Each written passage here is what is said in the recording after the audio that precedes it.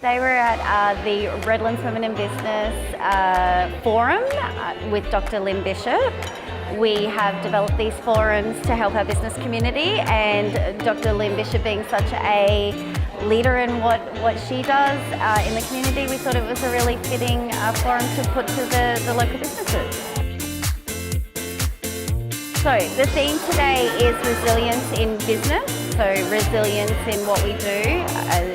Dr. Lynn Bishop has put out there that resilience is important, but agility is also important.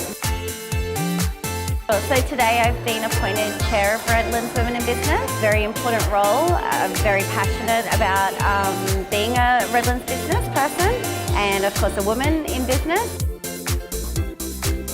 The feedback has been really positive for us today. I think everybody, whilst we're all business owners in business and probably have heard what Lynn covered today before, it's a great reminder. And I think that today's format made us all think about ourselves and give us a bit more self-awareness in what we're doing, which is important.